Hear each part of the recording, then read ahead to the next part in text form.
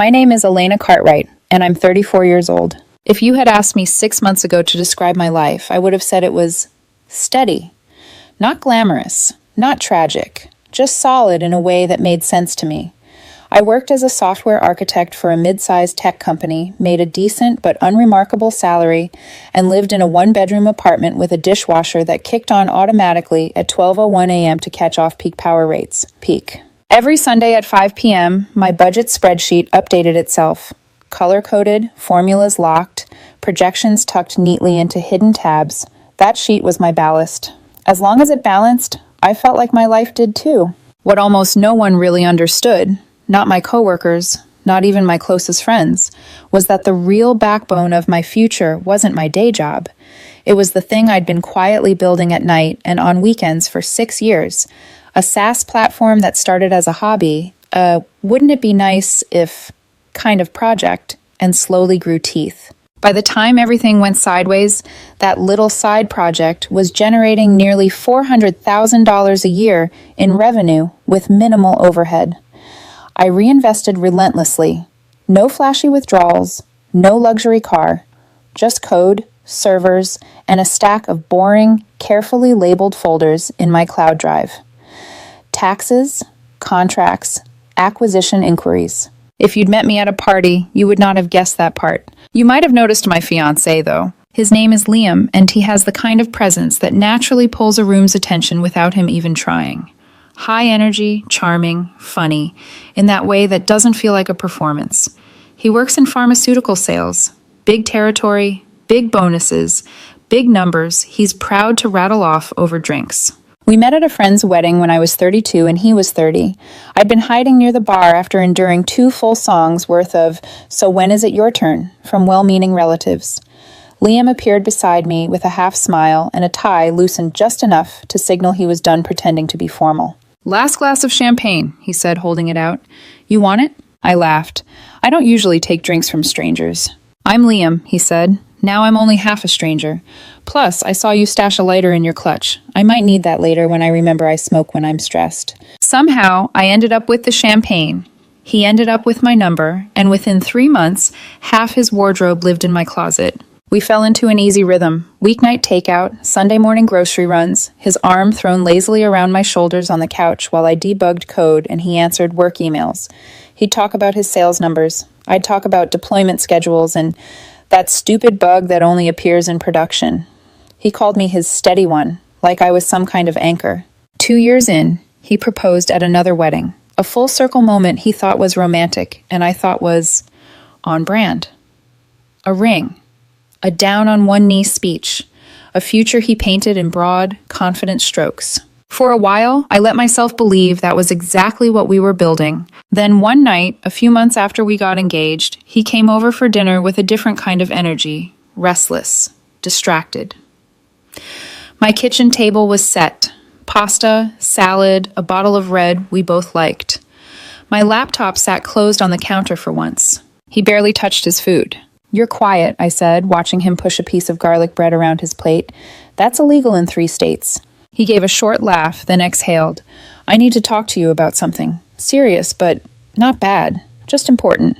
There it was, that subtle tightening in my chest that appeared whenever someone said, "We need to talk." I set my fork down and tried to keep my voice light. "Okay, what's up?" He took a breath, bracing. "I've been thinking a lot about marriage and money and what happens if things don't work out. There's something about hearing the phrase, 'if things don't work out,' from the man who just asked you to spend your life with him that feels like someone tilted the floor under your chair." "All right," I said slowly. "Go on." "I want us to get a prenup," he said, "before we get married. I want legal protection for everything I earn and everything I have. I don't want to lose a cent if we end up divorcing." The way he emphasized "I" and "my" landed like little pins along my spine. "So you're planning for divorce before we're even married?" I asked, trying to keep my tone neutral. "I'm being realistic," he said, almost defensive. "I've worked hard for what I've built. I've seen what happens when people split and the courts get involved. It's ugly. I don't want that. I want a prenup that keeps everything separate. What's mine stays mine. What's yours stays yours." I watched him carefully. The earnestness, the fear, the way he said, "What's yours stays yours," like it was a concession, not a parallel. "So," I said quietly, You don't trust me. It's not about trust, he insisted. It's about protection. Smart financial planning. If nothing goes wrong, great. The prenup just sits in a drawer. If something does go wrong, we're both protected. And if I say no? I asked. He hesitated just a beat too long. Then, I can't marry you, Elena, he said. This is non-negotiable for me. I need this protection. 10 seconds. That's about how long I thought about it. 10 seconds where I mentally pulled up my spreadsheet, the way I always do when I feel a decision heavy enough to dent my life. Rows for my salary, my modest savings, the quiet columns tracking revenue from my SaaS platform. The prenup he wanted would keep his money his. It would also keep my money mine. Okay, I said finally. Sign whatever you want. His head snapped up. Really? If you need a prenup to feel secure, we'll do a prenup, I said. You want everything kept separate? Fine. Your money is yours. My money is mine. Whatever makes you comfortable. Relief washed over his face so quickly, it almost stung. Thank you, he said, reaching for my hand across the table. Seriously, I know some people get weird about this stuff, but I need to protect myself. I get it, I said. Have your lawyer draft something. I'll have mine review it. He smiled, stood up, and wrapped his arms around me from behind, pressing his chin to my shoulder. You're amazing, he murmured into my neck. I knew you'd understand. What he didn't realize was that I understood more than he thought. A week later, the draft prenup arrived via email from his attorney, Patricia. 20 pages of legal language that boiled down to all premarital assets stay separate, all income earned during the marriage stays separate, no alimony, no claims on each other's retirement or investments, a joint account for shared expenses if we wanted, but otherwise, 2 lives, parallel, never merging. I forwarded it to my lawyer, Tom, the same one who handled my business contracts. He called me the next afternoon. So, he said, your fiancé wants what I'd call a very thorough separation of finances. That's one way to put it, I said. You okay with this? He asked. Completely, I replied, on one condition. Name it. I want a clause about business assets, I said. Any business or investment vehicle owned before the marriage or started during the marriage remains the sole property of the person who created it, including all income and equity. Something airtight. You're protecting your SaaS platform, he said. Exactly. If he wants protection, I want the same. No ambiguity. That's fair, Tom said. I could hear him typing. Anything else? Yeah, I said. Add a clause about financial disclosure. If either party misrepresents their financial situation or hides assets, the prenup becomes void. Full transparency required. There was a pause. Interesting, he said. Why that? Because if I'm going to sign something this restrictive, I want to make sure both of us are honest going in. If he's hiding anything, I want that to matter. Tom chuckled softly. You always think like an engineer, he said. Edge cases. I think like someone who reads the changelog before hitting accept, I replied. He added both clauses and sent the revised agreement back to Patricia. 2 days later, I got a text from Liam while I was in a meeting. Liam, my lawyer says your changes are fine. We can sign next week? No question mark. No. What did you add? No curiosity at all. That told me everything I needed to know about how carefully he was reading the document that would govern our entire financial life. We signed the prenup 3 weeks later in Patricia's office. Both lawyers present, both of us initialing every page, signing at the end. Liam looked satisfied, even a little smug. He'd gotten exactly what he wanted. Complete financial protection from me. As I slid my copy into a folder, I felt a different kind of satisfaction. He thought he'd just insulated himself from risk. What he didn't realize was that I'd done the exact same thing, and I had a lot more to protect than he understood. Married life, I'd always been told, is when everything settles. The wedding rush fades, routines return, and things feel familiar again, like slipping into a pair of shoes that already fit. But nothing about the first months of my marriage felt familiar. 4 months after signing the prenup, Liam and I had our wedding. And to be fair, it was beautiful, expensive flowers, an open bar, a string quartet during cocktail hour. It was also entirely paid for by Liam, who insisted on covering the bill. Not as a gift, but as a statement. I want it to look good, he said. My colleagues are coming, my family's coming. I don't want anyone thinking we cut corners. I didn't argue. His money was his money. The prenup made that abundantly clear. We had about 90 guests. More from his side than mine. He liked introducing me as his wife. This is Elena, yes, the software architect I told you about. Smartest person I know. He said it with an easy grin that made people laugh, but I always caught the faint glimmer of pride behind his eyes. Sometimes I wondered if he liked the idea of me more than the reality. A smart wife sounded good in theory, like a bullet point on an internal resume. I used to brush that thought aside. But after the prenup, after the way he insisted we keep everything strictly separate, it was harder to ignore. After the honeymoon, a short trip to Colorado instead of the Italy vacation he'd previously floated, we slipped into a routine, almost identical to before. Same apartment, same chores, same grocery lists. The difference was the money. We opened a joint account strictly for shared expenses. Groceries, rent, utilities. A spreadsheet tracked deposits from both sides.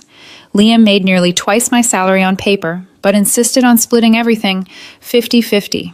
Equal contributions, to match our equal independence. He liked the phrase. He liked it a lot. Everything else, his bonus checks, my salary, his commission payouts, my SaaS revenue, remained untouched, tucked away in separate accounts, just as the prenup specified.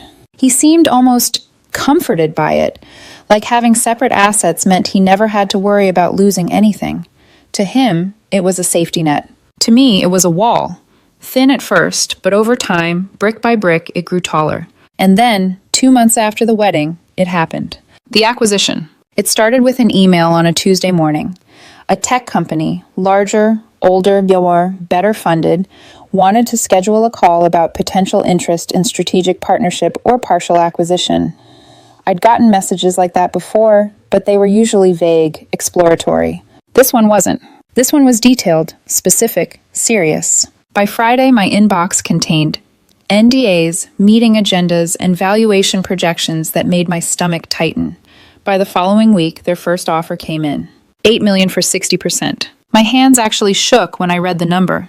I'd been cautiously optimistic, maybe even hopeful in the private corners of my mind, but I'd never put a number to it. Not like that. $8 million. And I'd retain 40% equity. My platform, my code, my long nights and early mornings, someone put a price tag on it. A price that changed everything. For 2 weeks, I lived in back-to-back Zoom calls with lawyers, accountants, and acquisition consultants.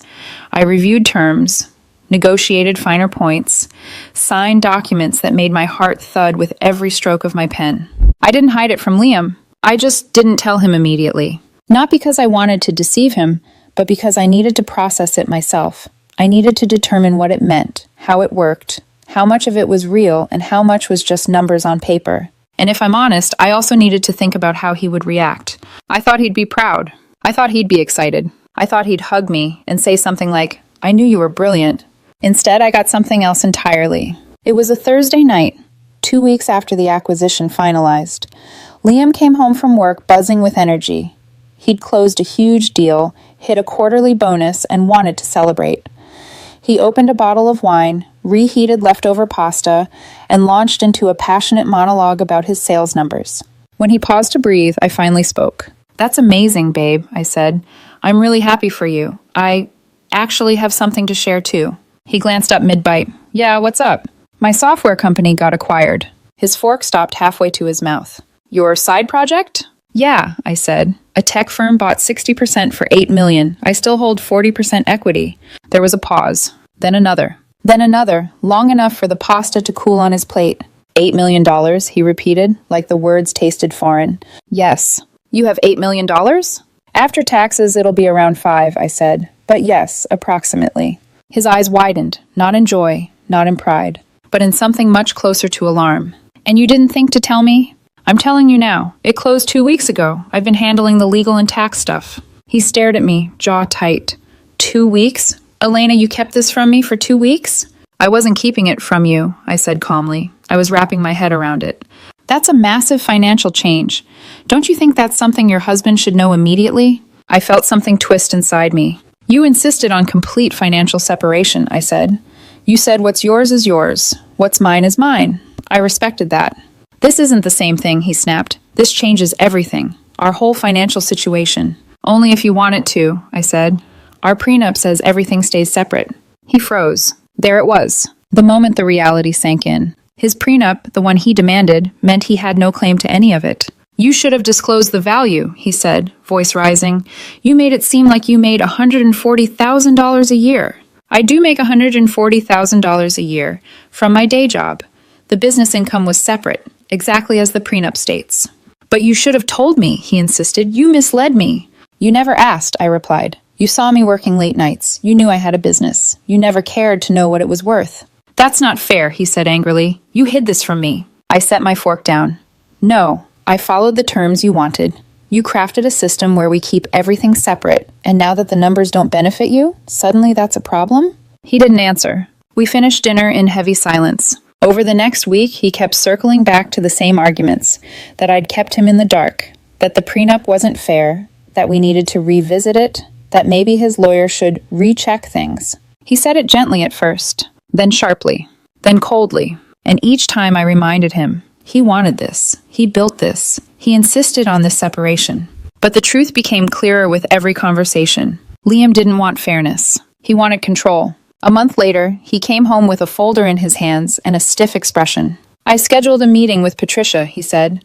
We're going to review the prenup. There might be grounds to modify it. I closed my laptop. On what grounds? Financial disclosure, he said. You didn't properly disclose the value of your business. I breathed in slowly, calmly. All right, I said, let's meet. But inside? Inside, I knew exactly what was coming. Because the clauses I added, the ones he didn't bother to read, weren't just ink on paper. They were protections. For me, from him. He wanted a prenup to protect himself from the possibility that I might someday take what was his. He never imagined he might be the one trying to take what was mine. 2 weeks later, we walked into Patricia's law office for the prenup meeting Liam had arranged. I arrived with my lawyer, Tom. Liam arrived alone. He'd come directly from work, still in his crisp dress shirt and company badge. He didn't look confident. He didn't look angry. He looked determined, the way someone does right before they bet everything on one final desperate gamble. We sat across from each other at a long mahogany conference table. There were papers everywhere, copies of the prenup, highlighted sections, little sticky tabs marking the places Patricia planned to attack. Patricia entered with a professional smile, closing the glass door gently behind her. Thank you for coming, she began, taking her seat at the head of the table. We're here to evaluate potential concerns regarding the prenuptial agreement between my client, Liam Cartwright, and his wife, Elena. Her tone was polite but firm. Tom leaned back, arms loosely crossed. Of course, he said. We're here to listen. Patricia folded her hands. Our position is that the prenup may be invalid due to inadequate financial disclosure from Mrs. Cartwright prior to signing. Specifically, she tapped the document, her failure to disclose the true value of her business. Liam straightened, like he had been waiting for that line. I didn't flinch. Tom, with the calm of a man who had seen this exact movie 1,000 times, opened his own copy of the prenup. With respect, he said, that argument is factually incorrect. Patricia lifted a brow. How so? Tom tapped page 8. The prenup explicitly lists my client's ownership of a software company in the asset disclosure section. Patricia's eyes flicked down. I watched her expression shift, almost microscopically. Yes, she said slowly, but it doesn't specify valuation. Because valuation was not required, Tom replied evenly. At the time of signing, the business was valued based on approximately $400,000 in annual revenue, roughly $2 million at a standard 5 times multiplier, and that revenue was listed in her separate property documentation. Patricia flipped through several pages. Liam glanced between us, his forehead tightening. The business has since grown, Tom continued. The acquisition, which occurred after the prenup was signed, is irrelevant to whether the contract was valid at the time of execution. Patricia paused. Liam opened his mouth. But she hid. Tom spoke over him gently, but firmly. Nothing was hidden. She disclosed asset ownership and revenue. Your client simply didn't ask for details. That is not misrepresentation. Liam's jaw clenched. Patricia shifted gears. Well, she said, we also have concerns regarding the clause Mrs. Cartwright inserted about financial disclosure, Clause 16. She turned to it. It states that if either party hides assets or misrepresents their financial situation, the prenup becomes void. Yes, Tom said. My client insisted on that clause, and its existence is precisely why I advised we attend this meeting. And why is that? Patricia asked. Tom slid a manila folder across the table. The sound was soft but final, like a gavel falling. Because, he said calmly, in preparing for this meeting, I performed routine due diligence. Liam's face drained a shade. Patricia hesitated before opening the folder. Inside were bank statements, investment account summaries, a will, a probate settlement. Tom spoke with professional gentleness, merciful almost, but the words were a blade. "Liam," he said, turning to my husband, "did you disclose the $300,000 inheritance you received from your grandfather?" The room went still, completely, utterly still. Patricia's head snapped toward Liam. "You received an inheritance?" Liam swallowed. It was years ago, before I met Elena. It wasn't relevant, and it wasn't—" Patricia's voice sharpened. "Was it listed in the prenup disclosure?" Liam's lips parted, closed, parted again. No. Tom nodded once. "Then, under Clause 16, your client's clause, Patricia, the prenup becomes void due to his financial misrepresentation." Liam's eyes widened. Wait, hang on. Patricia looked like she'd been slapped. "Liam, why didn't you tell me about this?" "It wasn't a big deal," he said, voice cracking. "It's in an investment account. It's not who I am. It's not like Elena needs—" "This isn't about need," Patricia snapped. "It's about legality." Tom continued, calm as ever. "If the prenup is voided, then all marital assets become community property, which would include," he flipped a page, "Mrs. Cartwright's post-tax acquisition proceeds of approximately $5 million. A beat passed. Patricia, relieved to find any foothold, added quickly, "And Mr. Cartwright's salary, bonuses, and inheritance would also be marital assets." Tom nodded. "Correct. Both sides would be subject to equal division." "But," Patricia hesitated, her voice lowered, "the numbers don't favor your client." Liam looked at her sharply. "What does that mean?" Patricia inhaled deeply. "It means, Liam, if the prenup is voided, Elena would owe you half of what she earned during the marriage, and you would owe her half of everything you earned and inherited." The math landed in this room like a bomb. My $5 million versus his $300,000 inheritance and his salary. He would lose far, far more than he would gain. Silence filled the room. Thick, heavy, irreversible. Finally, Patricia spoke with quiet resignation. "I need to speak with my client privately." Tom and I stepped outside into the hallway. Liam refused to look at me as we passed. We waited 20 minutes in a quiet lobby, soft music playing overhead, the receptionist pretending not to listen. When we were called back in, Patricia's face was stiff. Liam's was pale. She cleared her throat. "My client withdraws his request to modify the prenuptial agreement. He acknowledges that the contract is valid as written." "Excellent," Tom said with a polite smile. "For the record, my client has no intention of pursuing the financial disclosure issue. As long as the prenup remains unchallenged, we're satisfied." We gathered our things. Liam didn't meet my eyes. I left the room first. Not out of anger, not out of triumph, but because I suddenly needed air. Cold, clean, uninterrupted air. In the parking lot, Liam finally caught up to me. "You knew," he said, voice strained. "You knew about the inheritance." I turned slowly. "Yes," I said, "I did." "You could have told me." "And you could have read the contract you insisted on," I replied. "You built a system to protect yourself from me. I made sure I had the same protection." "That's not the same thing." "It is," I said softly. "Exactly the same." He stared at me, breathing hard. "You played me," he said.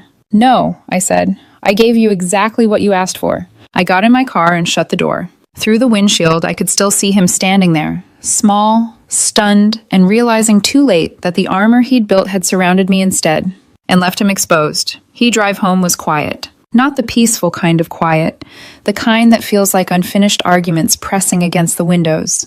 Liam drove ahead of me, and for a long stretch of the highway, I could see his taillights through my windshield, steady, unblinking, like he was following a lane he no longer trusted. When I stepped inside our apartment, he was already there, sitting on the far end of the couch. His jacket was still on, his tie discarded beside him, his hands clasped together like he wasn't sure what to do with them now. He looked up the moment I entered. "You should have told me," he said. No hello, no softening, just the accusation, raw and sharp. "You should have disclosed your inheritance," I replied, setting my keys down. "But you didn't, and I didn't call you a liar." He winced. "That's not fair." "It's perfectly fair," I said. "You demanded complete financial separation. You insisted on protecting yourself from what I might someday take from you. So yes, I protected myself too." He leaned forward, elbows on his knees. "But you kept it as leverage." I shook my head. "No, I kept it as protection, just like you did." He didn't respond. Silence stretched between us again, long enough for me to hear the hum of the refrigerator, the faint clicking of a vent somewhere in the hallway. Finally, he whispered, I didn't think you'd have more to protect than I did. There it was. Not admiration, not pride, not relief that his wife was financially secure. Just disappointment that he'd miscalculated.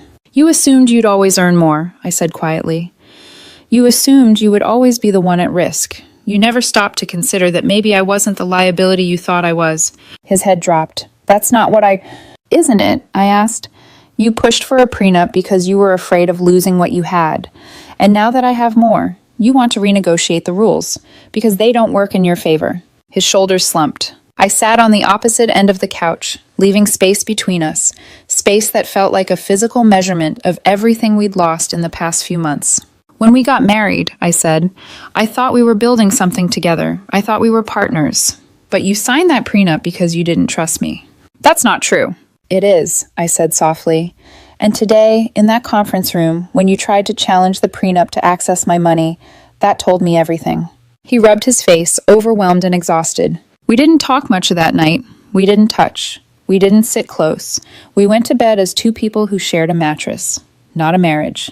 And in the morning, nothing was different. The weeks that followed were strange. On the surface, everything looked normal.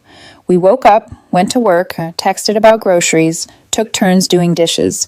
We split every expense down the middle like we always had. But underneath, something had cracked, and both of us could feel the air seeping out slowly. He was quieter. He hovered more. He asked questions he never asked before. How's your business doing? Are you taking a salary now? What are you planning to do with the equity you kept? They weren't questions born of curiosity. They were questions born of calculation. Every time he asked, I felt a piece of something inside me detach and drift away. 3 months after the prenup meeting, we were in what I could only describe as emotional purgatory. Married, technically. Living together, technically. Functionally. We were financial roommates. One night, Liam knocked on the doorframe of my home office while I was updating my budget spreadsheet. I didn't look up right away. The screen reflected in his eyes. We should go to counseling, he said suddenly. I blinked. Counseling? For trust issues, he clarified. I stared at him for a long moment, then closed my laptop. Whose trust? I asked softly. He hesitated. Both of ours. Liam, I said, choosing each word with care. I didn't hide anything from you after we signed the prenup. You knew I had a business. You chose not to ask what it was worth.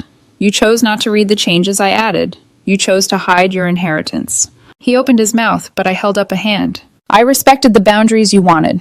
I honored the separation you insisted on. I didn't ask for your money. I didn't ask for access. I didn't ask for leverage. I followed the rules exactly as you wrote them. He swallowed. And now, I said, voice softer, you're angry that the rules protect me too. His eyes dropped to the floor. We didn't fight. We didn't yell. There was no dramatic scene, just a quiet truth sitting between us, undeniable and immovable. He finally whispered, So, where do we go from here? I leaned back in my chair. That's up to you. The prenup stands. Our finances stay separate. If you want to stay married, we stay married. If you want a divorce, we divorce.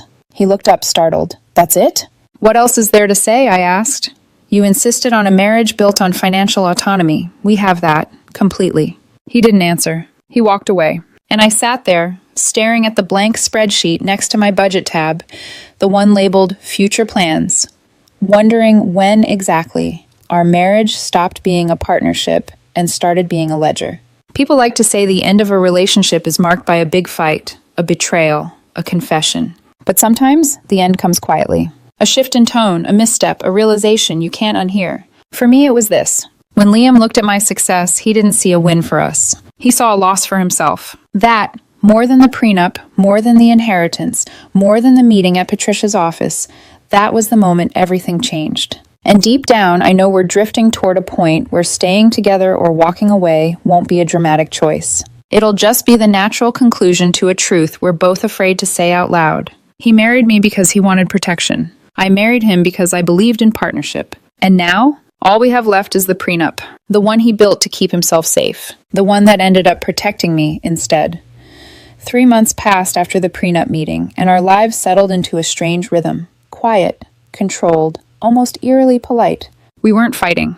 We weren't reconnecting. We weren't doing anything really. We were two people orbiting the same kitchen island, the same bed, the same calendar of chores, careful not to collide. It felt like we were living inside a marriage-shaped bubble where nothing grew and nothing broke outright. It all just thinned, slowly stretching toward inevitable rupture. Liam was trying in his own way. I could see that. He started making dinner more often. He bought flowers once a week. He initiated small talk, asking about my work, my plans, the upcoming product update for the SaaS platform. But every question had the same undertone, like he was trying to read a map he'd only realized existed too late. Every conversation felt like, what does this mean for me? Where do I fit into this now? What do I get out of this? Not aloud, never aloud, but in the pauses, in the tension in his jaw, in the way his eyes flicked to my laptop screen whenever I typed in numbers. The love was still there, I think, but something essential had eroded under the surface. One evening, he came home from work and hovered in the doorway of the kitchen while I cooked. His voice was soft, almost hesitant. Can I ask you something? I stirred the pan. Sure. Are you planning anything? He asked slowly. Like long-term? I turned off the stove. What do you mean? You've been distant, he said. Not angry, just somewhere else. I feel like I'm always a few steps behind you trying to catch up. I leaned against the counter. Do you want the honest answer? He nodded. I'm trying to figure out, I said gently, whether we're married because we choose each other or because we signed a piece of paper. He flinched, but didn't deny it. You're thinking about divorce, he whispered. I'm thinking about what a marriage should feel like, I corrected. And right now, we're not living that. He sank into a chair. I don't want to divorce you. I know, I said, but why? He looked up sharply. What kind of question is that? An important one, I said softly. Do you want me? Or do you want the marriage? The stability, the image, the idea of a partnership where you never have to explain your choices? His mouth opened, closed, opened again. He didn't have an answer, and the silence between us felt like truth. The next day, he suggested we go to counseling. I agreed. I wasn't against trying, but therapy doesn't work when one person wants clarity and the other wants reassurance. In the first session, the therapist asked us a question. How do you define trust in a relationship? Liam answered immediately. Trust is knowing the other person won't hurt you. I waited. When he didn't elaborate, the therapist nodded and turned to me. And for you, Elena? I looked at my husband, hands clasped, shoulders tense, and said, Trust is knowing the other person won't protect themselves from you. The therapist's pen paused mid-stroke. Liam's face drained, because for the first time, he understood the entire problem laid bare. He had never trusted me. Not from the beginning. Not even when he loved me. Especially when he loved me. He trusted me to be good. He trusted me to be steady. He trusted me to stay. But he never trusted me with his security. And now that mine surpassed his, he didn't know how to love me without resenting the imbalance. When we got home from the session, he went straight to the balcony and stood there for a long time, watching cars drift by under the streetlights. I stepped out quietly and leaned on the railing beside him. After a long silence, he said, I wasn't trying to protect myself from you. I nodded. But you were. He swallowed. I thought that's what responsible people do. Maybe it is, I said. But partnership is different. Partnership requires a kind of vulnerability that you never gave me. And you think it's too late? He asked. I hesitated. For the longest time, I believed the answer had to be yes or no. But the truth was messier. I think we're standing in two different marriages, I said finally. Yours is about protection. Mine was about trust. I don't know how to merge those. His breath shuddered. Do you want to leave? I exhaled slowly. I don't want to leave, I said honestly. But I can't stay in a marriage built on fear, and I can't rebuild alone. He nodded, eyes glassy. I don't know how to fix this. I know, I said. That's why we're here. We stood together, quiet, both looking at a city that kept moving while our marriage stood painfully still. Not broken, not whole, just waiting. It's been another month. We're still in counseling. We're still trying, in a quiet, tentative way. Some days feel like progress. Some days feel like regression. He's learning how to communicate without defensiveness. I'm learning how to communicate without retreating. It's not simple. It's not pretty. It's not guaranteed.